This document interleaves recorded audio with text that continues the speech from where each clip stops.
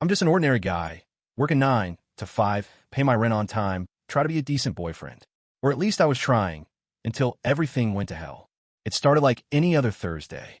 I was coming home from work, carrying our usual Thai takeout order, pad Thai for me, drunken noodles for Claire. That's when I saw her, my girlfriend of 2.5 years, hauling boxes into apartment 307, Jake's apartment. Now, Jake wasn't just some random neighbor. He was the guy who always seemed to be in the hallway whenever Claire was taking out the trash. The one whose washing machine broke the same week Claire started doing her laundry at odd hours. The guy who somehow always knew exactly what coffee order Claire liked, even though I'd been getting it wrong for years. I stood there like an idiot, holding our dinner, watching my girlfriend move in with another man. For days. That's all it had been since she'd told me she needed space to figure things out. For days of me giving her room, respecting her wishes, worrying I'd done something wrong. Space. The word just fell out my mouth. You needed 30 feet of space, Claire. She spun around like I caught her robbing a bank. Mark, oh my God, this isn't... I was going to tell you. Yeah, right? Just like she was going to tell me about all those late-night photography lessons with Jake. Let me back up a little. Claire and I met 3 years ago at Murphy's Pub Classic Meet Cute. She accidentally spilled her drink on me. At the time, I thought it was adorable. Now I know it's her standard move. I was the 4th guy she drenched that month. For the first couple years, things were good. Not perfect, but good. Then Jake moved into 307 last spring, and suddenly Claire developed all these new interests. Photography, mixology, whatever hobby Jake happened to be into that week. The red flags started piling up. She'd cancel our dates because she was too tired. Then I'd hear her laughing with Jake through the walls. She started dressing differently, wearing the kind of outfits Jake liked on his Instagram models. Our intimate life dried up because she wasn't in the right headspace. Then came the talk. I need space, Mark. Not a breakup. Just time to think about us. Turns out she needed to think about us while sitting on Jake's face. That first night after seeing them together, I did what any heartbroken idiot would do. I fell down the social media rabbit hole. Jake's latest post showed them clinking champagne glasses. The caption? When the upgrade installs itself, winking face, posted 2 days ago, when Claire had claimed to be visiting her sick aunt. I texted her, so space means fucking our neighbor? 2 hours later, she replied, it's not like that. We're just friends. Then why was she wearing the necklace I gave her for our anniversary in Jake's bathroom selfie? Here's where things got really weird. At 3 a.m., my phone buzzed with a location notification. Claire was at the Sunset Motel, 20 minutes away. But Jake's car was still in his parking spot. And when I pressed my ear to our shared wall, I heard a woman's voice that definitely wasn't Claire's. If Claire wasn't at the motel, whose phone was sharing her location? Then I found a USB drive. It was in my desk drawer, labeled 4J. Inside were video files showing Jake walking through my apartment at night while I slept. The last clip showed him grinning right into my bedroom camera. That's when I realized this wasn't just a breakup. This was a fucking operation.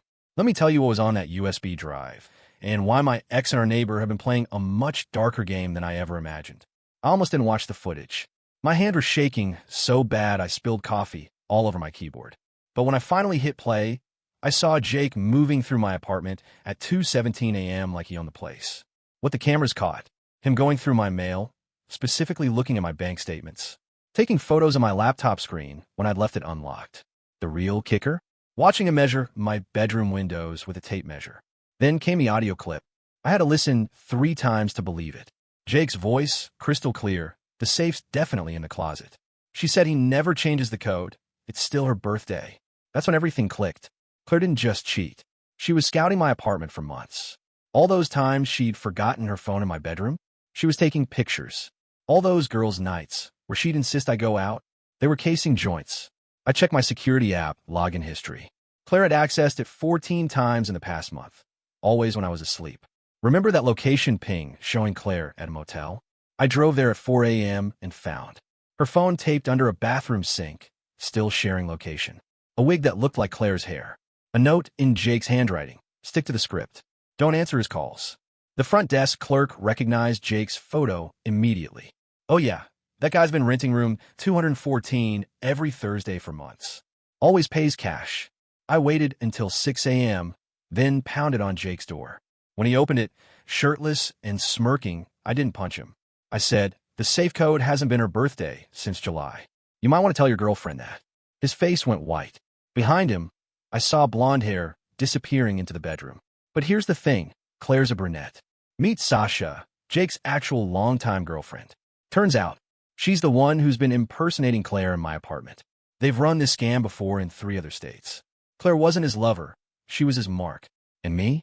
I was just the patsy with a conveniently located apartment next door. When I checked my security footage from that morning, I saw something terrifying.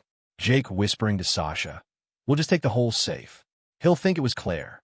They weren't just after my stuff. They were setting up my ex to take the fall. That safe in my closet? The one with her birthday as the code? I bought it after the breakup.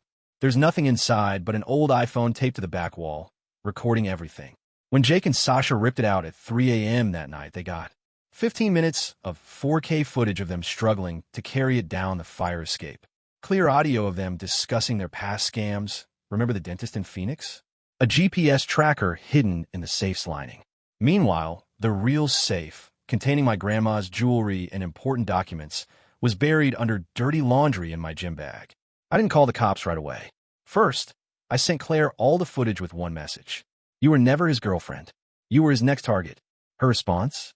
3 missed calls, then a hysterical voicemail. "Mark, oh my God, I had no idea. He told me you were abusive. That you dash." I stopped listening. She made her choices. Jake's mistake was targeting an IT security consultant.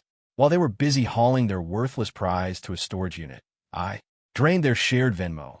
Sasha used Claire's birthday as her password, forwarded all their emails to the FBI's cybercrimes unit, posted their scam instructions on every neighborhood app.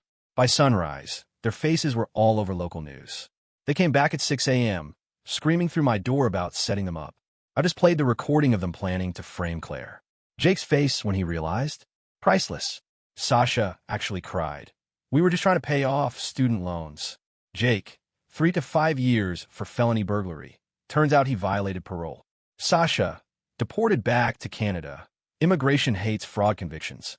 Claire, moved back to her parents' house in Ohio. Last I heard, she's in therapy. As for me, I got a promotion at work after demonstrating real-world security applications. Oh, and I kept Jake's $8,000 camera equipment that he gifted Claire. Sometimes the best revenge isn't anger. It's being 3 steps ahead.